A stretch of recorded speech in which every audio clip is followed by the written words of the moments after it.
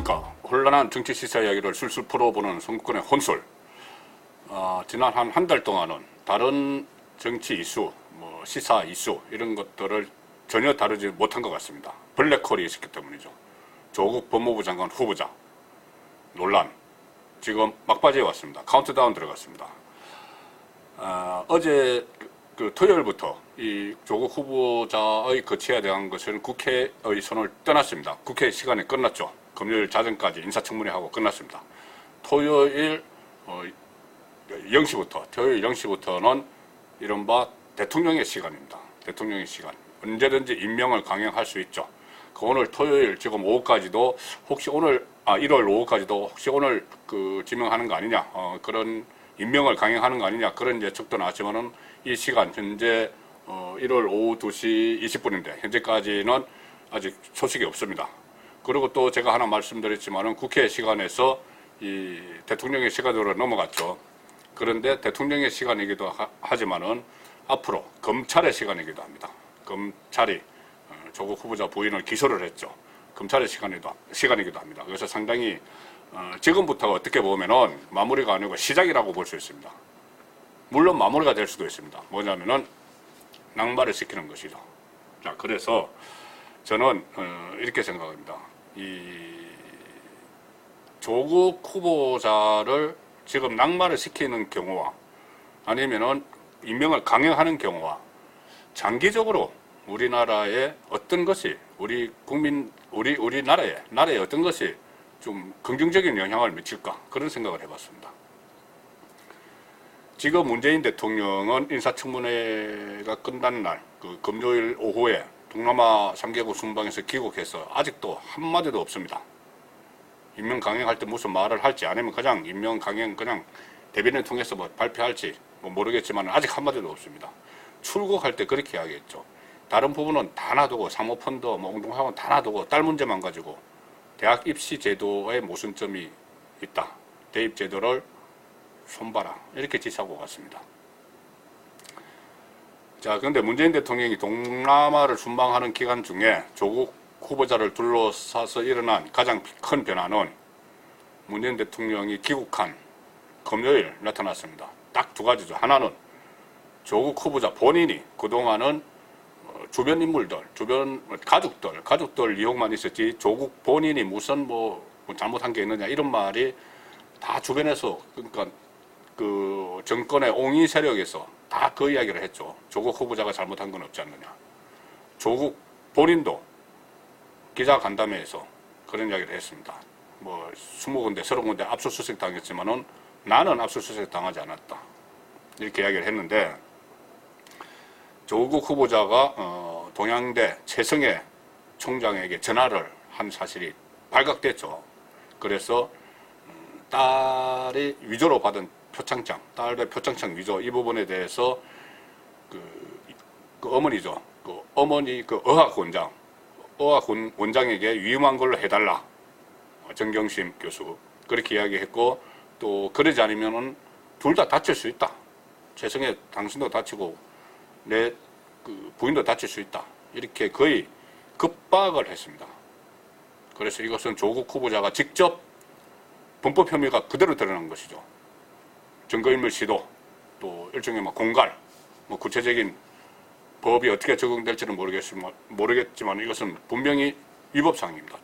조국 후보자 본인과 연관된 거죠. 이것이 새로 드러난 겁니다. 또 하나는 조국 후보자 부인 정경심 교수 검찰에 전격적으로 기소가 됐습니다. 딸 표창장 위조 혐의죠. 그러니까 법무부 장관의 후보자, 그러니까 법무부 장관이 되려는 사람의 부인이 현행법 위반으로 검찰에 기소돼서 재판에 넘겨진 이 상황입니다. 그리고 그 후보자, 법무부 장관이 되려는 사람은 같은 혐의를 없애려고 증거인멸을 시도를 하고 허위 진술을 강요를 한 그런 의혹이 있습니다. 이것이 문재인 대통령이 이야기한 대입 제도의 허점은 아니죠. 개인의 비리죠. 또 민정수석을 지내고 법무부 장관 후보자로서 위치를 생각하면 권력형 비리입니다. 자, 일단은 무단 임명을 강행할 것이냐, 아니면은 철회할 것이냐, 그러니까 낙마시킬 것이냐 두 가지 경우가 있는데, 일방적인 예상은 아마도 내일 월요일쯤에 임명을 하지 않을까, 그런 예상들을 하고 있습니다. 청와대 취재기자도 그렇고 지금 여러 가지 들리는 말로는 문재인 대통령이 뭐가 잘못됐는지 알지를 못하기 때문에 임명을 강행할 거라는 이야기죠. 지금 주변에서도 청와대나 민주당도 계속 그렇게 이렇게 분위기를 조성을 하고 있습니다. 내일 월요일 날 임명을 강행을 하면은 화요일 모레 정례 국무회의가 열립니다. 정례 국무회의가 열리면은 거기서 등장을 시켜서 또 신임을 딱 넣어줄 수도 있겠죠. 과거에 그 장관들이 처음 무단 임명되고 나서 국무회의에 참석했을 때 문재인 대통령이 한 말이 있습니다. 인사청문회에서 시달린 장관들이 일은 잘하더라. 또 그 말을 할지 좀 두려운 생각까지 듭니다. 정말 그 말을 지금 또 할지. 또 하나는 지명철회 또는 자진 사퇴가 있습니다. 이 두 가지 다 낙마하는 경우인데 다릅니다. 지명철회와 자진 사퇴는 다릅니다. 지명철회는 인사권자인 대통령이 말 그대로 지명을 철회하는 것이고, 자진 사퇴는 후보자가 자기가 그 후보자직을 반납하는 겁니다. 그런데 지금까지 수많은, 과거 정권도 그렇지만 수많은 낙마한 장관급 후보자들이 있었지만 거의 다 대부분은 자진 사퇴 형식을 취합니다. 왜 그러냐면은 지명 철회를 하게 되면은 지명한 인사권자가 뭔가 잘못했기 때문에 철회한다. 이런 느낌을 주기 때문에 대부분은 자진 사퇴를 하죠. 그러니까 지금 조국 후보자가 이런 말을 했습니다. 인사청문회 때 처음에는 그 야당 의원들이 부인이 검찰에 기소되면은 어떻게 하겠느냐, 사퇴하겠느냐 하니까는 거취를 고민하겠다 이렇게 이야기했습니다. 본인이 고민하겠다는 것이죠. 근데 실제로 기소가 되고 나서 딱 물어보니까는 임명권자의 결정에 따르겠다 이렇게 했습니다. 그러니까 본인이 자기 마음대로 못하는 그런 상황이 간 거죠. 그러니까 만약에 혹시라도 조국 후보자가 오늘이나 내일이라도 자진 사퇴한다 이렇게 하면 그 자진 사퇴 아닙니다. 임명권자의 뜻에 따른 것이죠. 지명철회입니다. 자, 그거를 하나 알아두시면 좋겠고, 어쨌든 결정권은 문재인 대통령에게 있는데 제가 왜 차라리 임명 강행하라 이렇게 이야기하는가 하면은 끝까지 한번 가보자는 데 의미가 있습니다. 이거는 끝까지 가봐야 될 문제입니다.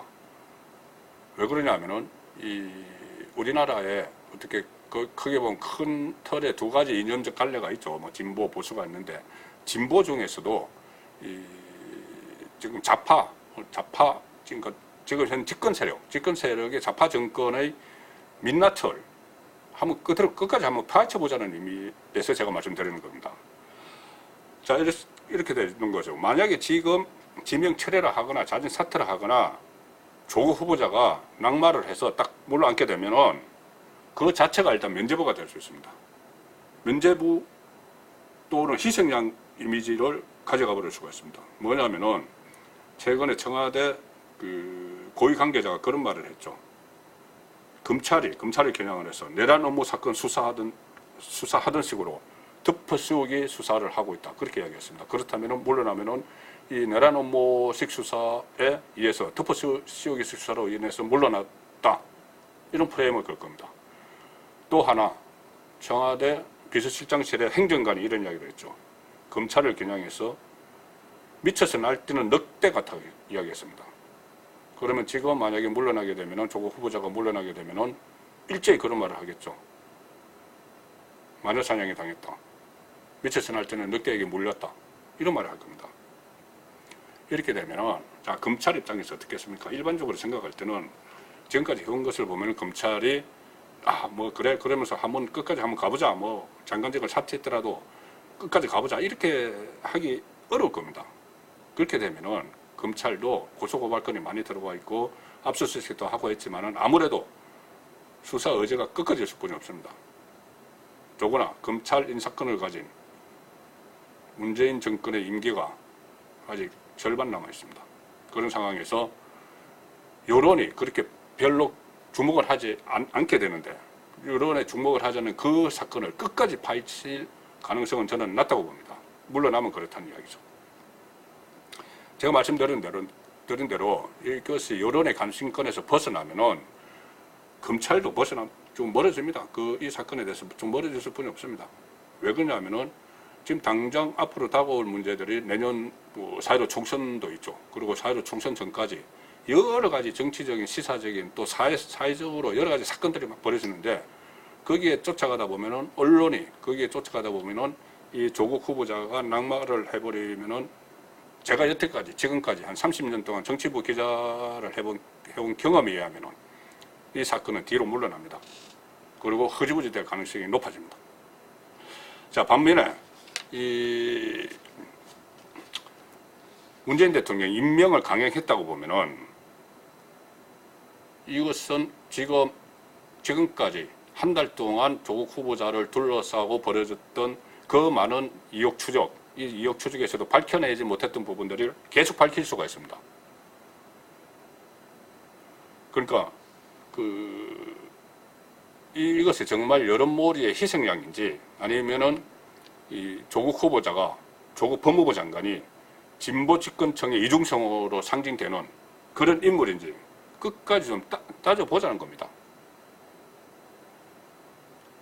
그리고 또 하나 있습니다. 윤석열 후 검찰이 정말 이거 정권과 짜고치기를 처음에 시도했던 것인지, 지금 그런 말이 나오고 있습니다. 처음에는 윤석열 후 검찰이 좀 이렇게 정권과 짜고 어떤 조국 후보자에게 일정 부분 수사를 하는 척 하면서 슬쩍 면죄부를 주는 방향 아니겠느냐 했는데, 그렇게 처음에 들어갔다가 하도 언론을 통해서 또 여러 가지 의혹들이 무더기로 쏟아져 나오니까는 본격적인 수사를, 강제 수사를 안 할 수가 없었다. 그런 이야기까지 나오는 상황입니다. 그러니까 실제로 계속 여론이 그 법무부 장관으로 있는 조국을 예의주시하면서 검찰에 들어온 여러 가지 고소고발 사건들, 또 검찰이 압수수색에서 확보한 그 증거들, 또 피의자 참고인 그 신문에서 확보한 그런 혐의들, 이것을 정말 그대로 적용을 하면서 사람에 충충하지 않는 건지, 그것 한번 좀 따져보자는 거죠. 가장 중요한 것은 정말 문재인 정권이, 문재인 대통령이 조국 파동을 보면서 정신을 차렸는지, 정신을 좀 차려서 정말 인사 이런 식으로 하면 안 되겠다, 내 편만 가지고 하면 안 되겠다, 독선 독주를 멈춰야 되겠다, 그런 생각을 하는 건지, 아니면은 여전히 본인들의 집권청의 잘못을 전혀 모르고 적폐청산 노름을 계속할 건지, 그런 부분을 한번 따져보기 위해서는 저는 이 조국 후보자 사건이 유야무야 되거나 허지부지 되면 안 된다고 보기 때문에 차라리 임명을 하자는 겁니다.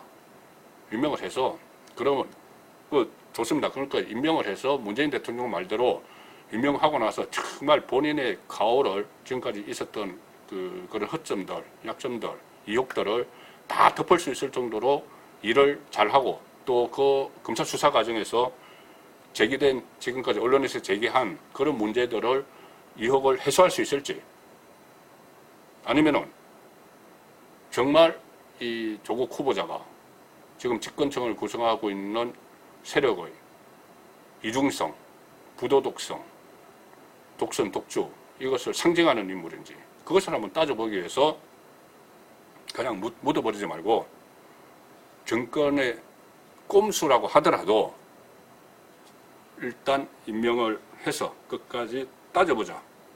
이것이 손북훈의 혼술의 생각인데, 여러분들은 어떨지 모르겠습니다. 감사합니다.